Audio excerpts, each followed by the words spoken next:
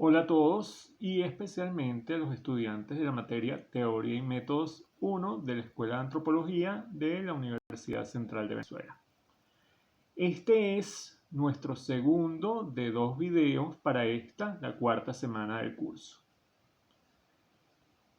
En este segundo video vamos a revisar algunos de los principales aspectos del ensayo de Enrique Dussel, el debate filosófico de la modernidad.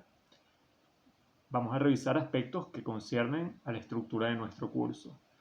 Sin embargo, antes de profundizar en el ensayo de Dussel, yo quisiera revisar algunas de las nociones geográficas con respecto a el mundo entero que manejaban los europeos occidentales de finales del siglo XV.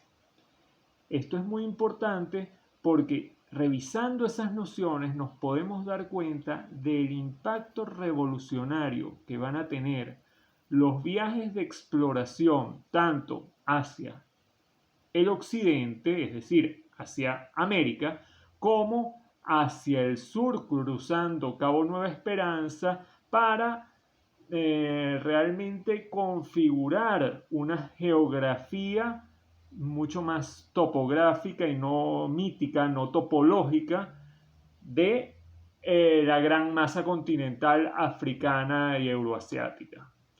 Entonces, para hacer eso tenemos que revisar algunos de los mapas medievales y bueno, vamos a revisar estos mapas a continuación. Durante la Edad Media, en Europa, el principal modelo de representación del mundo tenía esta forma. Este tipo de mapas son llamados orbis terrarum, ¿no? Es el orbe que contiene a la Tierra y tienen esta forma donde pueden ver una T encerrada dentro de un círculo.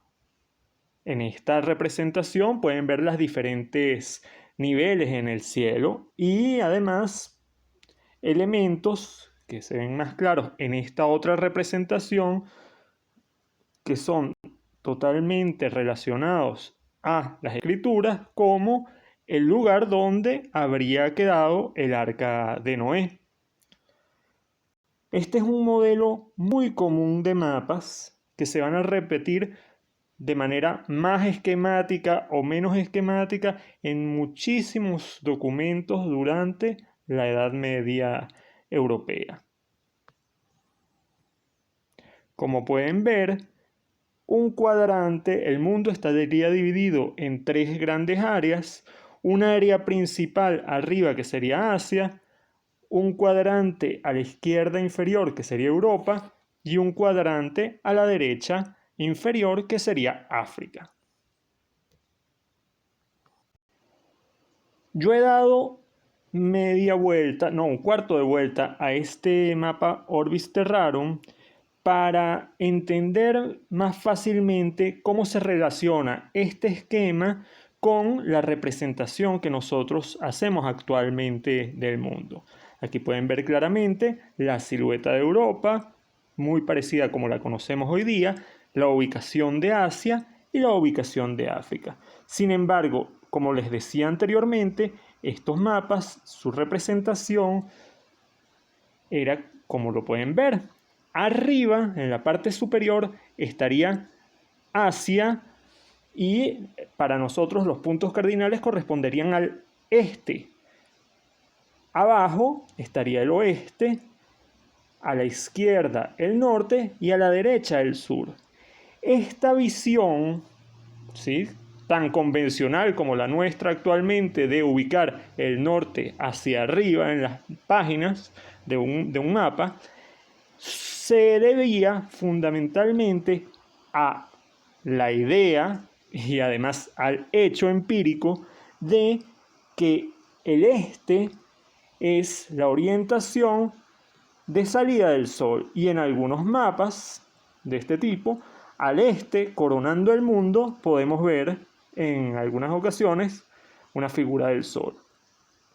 Igualmente, en el centro del mundo ¿sí? En el punto correspondiente a Jerusalén se ubica el centro del mundo, lo que nos da una idea bastante clara de cómo este mundo corresponde a una concepción marcada fuertemente por la religión.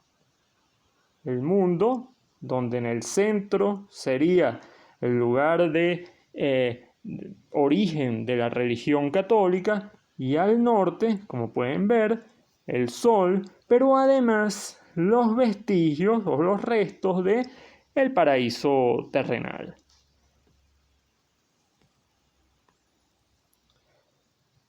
Cuando Colón plantea en 1492 que habría llegado a las Indias, lo plantea, y volvamos al mapa original, porque habiendo salido de España con vía oeste, suponía que había llegado a la India en el extremo este de la tierra conocida. La tierra que era descrita también en las Sagradas Escrituras, en la Biblia, a partir fundamentalmente del Génesis, pero en el Antiguo Testamento también hay toda una historia que justifica y describe la estructura de esta tierra conocida. Tal era esta la visión del mundo donde se entendía fundamentalmente a partir de las Sagradas Escrituras y las descripciones también de los antiguos griegos como Heródoto, que el propio Colón en su tercer viaje, como todos ustedes saben y conocemos, describe al llegar al delta del Orinoco a Venezuela como la tierra de gracia y piensa haber llegado al paraíso. Buena parte de nuestra reconstrucción histórica y nuestra ideología nacionalista piensa en que la idea del paraíso se debe a la fertilidad y la belleza de la tierra, que es cierto, Colón estaba impresionado por la fertilidad y por la belleza de la tierra, pero también por las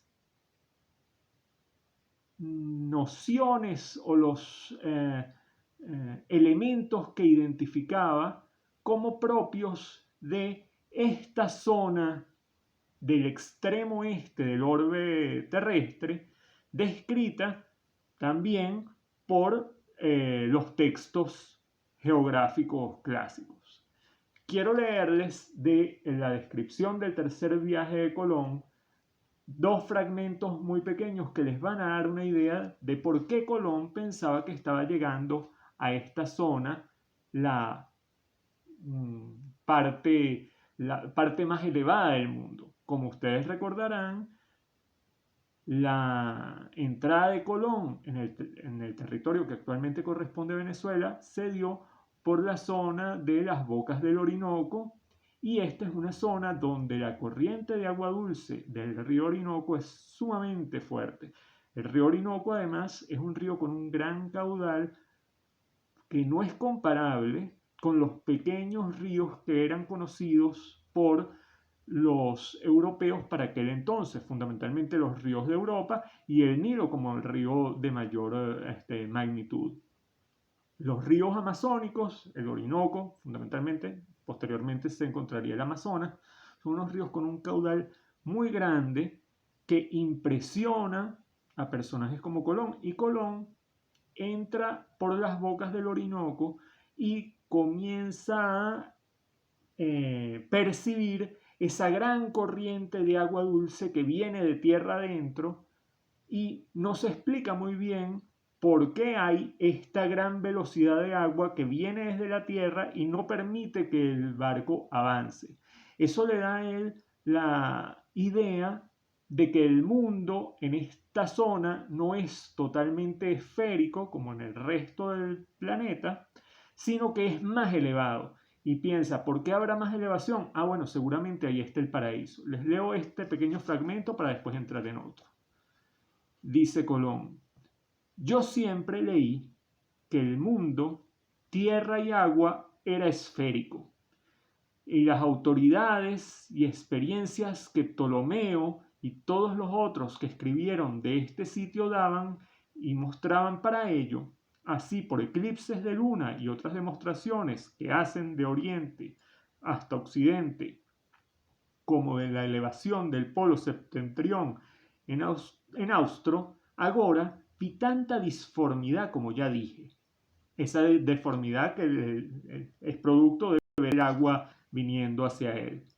Y por eso me puse a tener esto del mundo y hallé que no era redondo de la forma que escriben, salvo que es de la forma de una pera, que sea toda muy redonda, salvo ahí donde tiene el pezón, que allí tiene más alto, o como quien tiene una pelota muy redonda y en un lugar de ella fuese como la teta de mujer ahí puesta, y que esta parte de este pezón sea la más alta y propicia al cielo. ¿Sí? O sea, si el mundo es totalmente esférico y hay una parte más alta, esta debe ser la parte donde está más cerca del cielo. Ok. Más adelante, también Colón, recuerden que está en el delta del Orinoco y nos indica lo siguiente. La Sacra Escritura testifica que nuestro Señor hizo al paraíso terrenal y en él puso el árbol de la vida, y de él sale una fuente de donde resultan en este mundo 4 ríos principales. Ganges en India, Tigris y Éufrates, los cuales apartan la tierra y hacen la Mesopotamia y van a tener a Persia y el Nilo que nace en Etiopía y va más allá de la mar en Alejandría. Quisiera que vieran en esta representación del mundo cómo los 4 ríos están ubicados precisamente en este extremo, en el extremo este, lo que corresponde en esta geografía más bien no topográfica, sino ideográfica, porque son ideas las que están contenidas en esta representación, a lo que sería la costa de China y la isla de Japón. Eso es que Colón piensa que está llegando a esa zona, pero su interpretación del paraíso son por estos indicios y los textos sagrados o los textos antiguos. Entonces, retomando un poco la discusión que venía del video anterior y de esta semana con respecto a qué elementos legitiman el conocimiento y qué elementos me permiten afianzarme para que esto que digo del mundo, saber o asegurarme que es verdad, las Sagradas Escrituras eran un elemento importantísimo, igual que los textos de los griegos. Ahora vamos a entrar con el tema que trata Enrique Dussel en su ensayo, que ya no tiene que ver tanto con la geografía, aunque él la menciona, sino entonces con la gente que vive acá. Porque si nos damos cuenta, después de Colón, y este texto de Dussel fundamentalmente la problemática que se da en el segundo cuarto, es decir, del 25 en el segundo cuarto del siglo XVI, 1525-1550, donde ya se sabe que este es un territorio nuevo, América, y que la gente de acá no son indios de la India, sino que son otras personas. La primera pregunta que surge es si este es un territorio nuevo que no está en las Sagradas Escrituras. ¿Qué es? ¿Es creación divina? Bueno, aparentemente sí. Pero la siguiente pregunta es, esta gente que está acá no sale en la tradición bíblica reflejada como descendientes de Adán y Eva. Entonces, son hombres, son mujeres. aparentemente. Eso implica toda una discusión filosófica y teológica. Después, si son hombres, si son mujeres, es decir, si tienen alma, ¿es lícito hacerles la guerra? ¿Es lícito esclavizarlos? Esta va a ser toda la discusión a la que hace referencia Dussel, que es fundamentalmente la polémica de Valladolid con respecto a la dignidad del indígena. Dussel divide este ensayo en 5 secciones. La primera, expediciones, cartografías y la cuarta parte del globo, no la vamos a profundizar acá porque está muy relacionada con lo que ya hemos explicado. El surgimiento de América, entre comillas, y surgimiento también entre comillas, obviamente, como una cuarta parte a ese mundo en T de 3 secciones que era el mundo conocido para la Europa occidental de aquel entonces. Sí vamos a profundizar las 4 secciones siguientes que tienen que ver con la modernidad como emancipación, la modernidad como utopía, el primer antidiscurso filosófico de la modernidad y finalmente los nuevos desarrollos de la primera filosofía de la modernidad. En la primera sección, la modernidad como emancipación, Dussel nos presenta la posición primeramente y más resaltante de Montesinos con respecto a la licitud o el ser lícito de la conquista de América por parte de los europeos. Siguiendo los modelos clásicos griegos y fundamentalmente la política de Aristóteles con respecto a el ideal griego de dominación frente al bárbaro, y ojo, aquí estamos hablando de una visión griega mediterránea, Sepúlveda, Ginés de Sepúlveda, toma esta idea, y como les digo, y como les he venido diciendo, de un clásico griego, para legitimar que es lícito la conquista americana por parte de los españoles como una sociedad más civilizada. Como lo verán en el texto de acuerdo a la cita.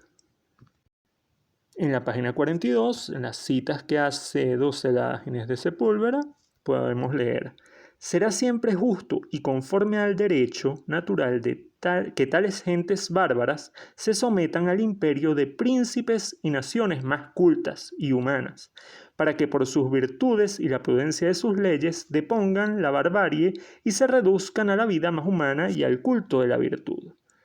Más adelante dice: y si rechazan tal imperio, se les puede imponer por medio de las armas, y la guerra será justa según el derecho natural lo declara. En suma, es justo, conveniente y conforme a la ley natural que los varones probos, inteligentes, virtuosos y humanos dominen sobre todos los que no tienen esas cualidades. Ahora bien, esta es una visión sumamente eurocéntrica y etnocéntrica y cristianocéntrica, donde el ser más avanzado, el ser más virtuoso, el ser más inteligente, no correspondía a algún tipo de noción universal o algún tipo de baremo particular que pudieran inventar, sino que el conquistador europeo se entendía a sí mismo como más civilizado por, además, manejarse dentro de una ética, entre comillas, católica. La siguiente sección, Modernidad como Utopía, nos presenta la visión franciscana de los primeros años de la conquista americana. Como seguramente ustedes saben, los franciscanos fueron mucho más proclives al respeto de la comunidad indígena, de las formas políticas de los indígenas, siempre que no se opusieran a la religión católica. El experimento franciscano permitió en algunas zonas americanas que se implantara un modelo de colonización relativamente menos agresivo. Sin embargo, este modelo va a fracasar años después. La siguiente sección, el primer antidiscurso de la modernidad, 1514-1566, se ocupa principalmente de la visión de Fray Bartolomé de las Casas. Fray Bartolomé de las Casas va a ser el principal opositor a la visión de Ginés de Sepúlveda en esa polémica que se va a dar en 1550 en Valladolid. Lo más interesante de la visión de las Casas es que por su propia experiencia americana va a desechar o al menos a prestar menos atención a los elementos de legitimación clásicos para sus argumentos.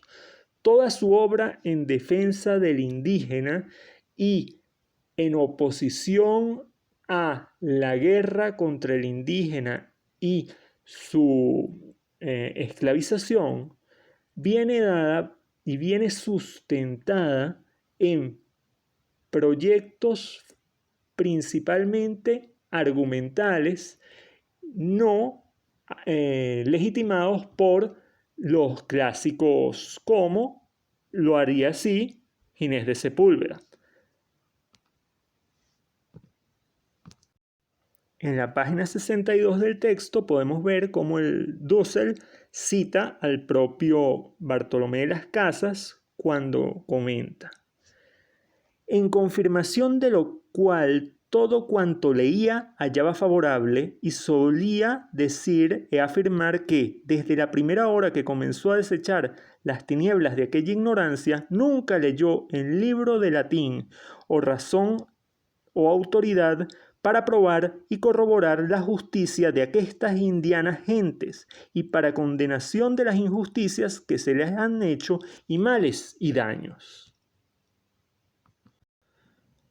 Las Casas constantemente hace referencia a sus observaciones u observaciones de otros de las que él tuvo noticia directas en América para justificar su posición, y se opone a quienes simplemente generan argumentos a través de las obras clásicas.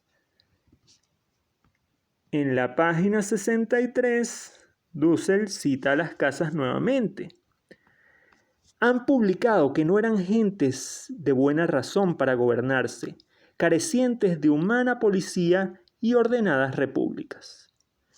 Para demostración de la verdad que es en contrario, se traen y copian en este libro, Las Casas está haciendo la relación del libro que está escribiendo, innúmeros ejemplos.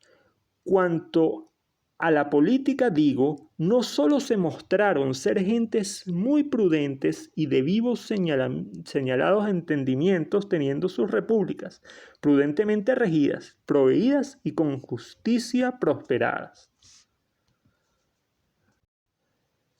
Finalmente, en la última sección del ensayo, Nuevos desarrollos de la primera filosofía de la modernidad, Dussel hace un recuento de nuevas discusiones filosóficas surgidas en el siglo XVI y cómo éstas dieron pie a las discusiones de la modernidad que tradicionalmente hemos entendido como origen del pensamiento científico en el siglo XVII.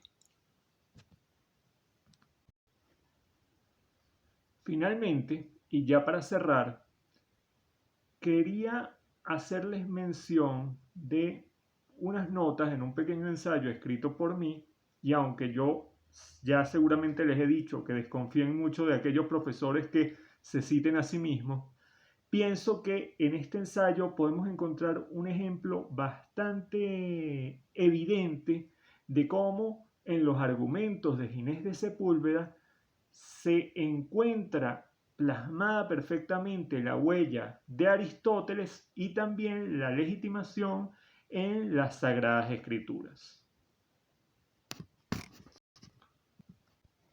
En este ensayo, titulado El indígena como construcción jurídica de la polémica de Valladolid a la Constitución bolivariana, podemos encontrar en su página 70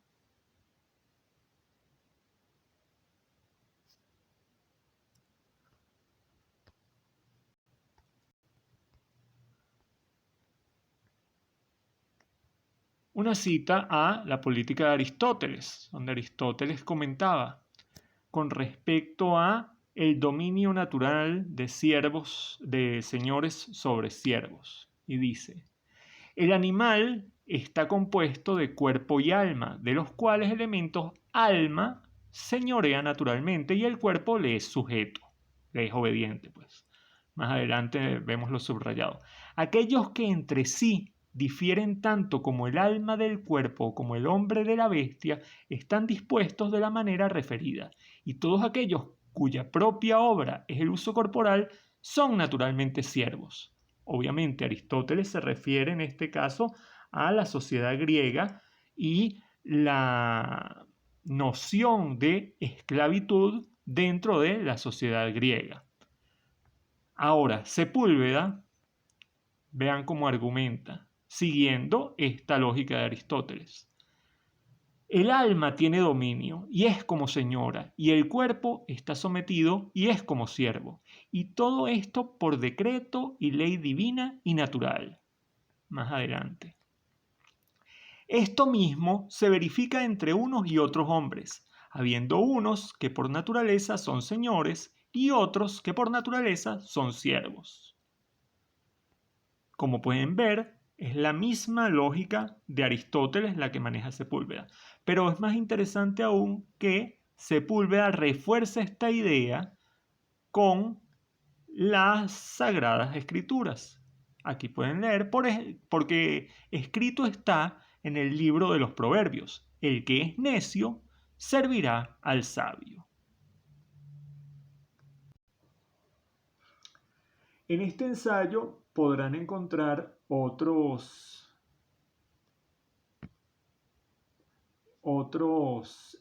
ejemplos similares. Sin embargo, no es nuestra intención en este video hacer mención a ellos. Lo que es importante es darnos cuenta cómo el descubrimiento, muy entre comillas, por favor, de una nueva realidad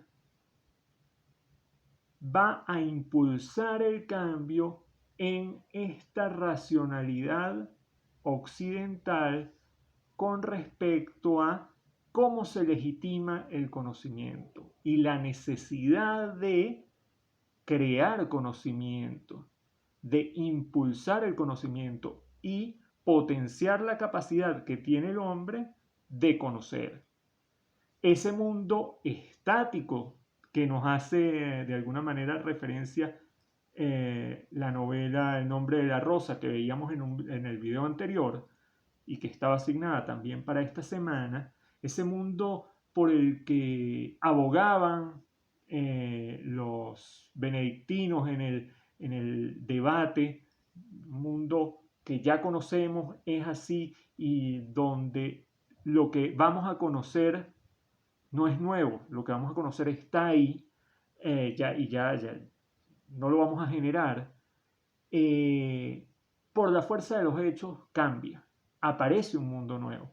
Y la aparición, y ojo, esto también entre comillas, aparición del mundo nuevo, es como una bola de nieve que obliga esta transición en la forma de conocer. Esto es lo que me parece más importante que tengamos claros para esta cuarta semana de nuestro curso. Ya en las sesiones en vivo discutiremos y ampliaremos lo que corresponda.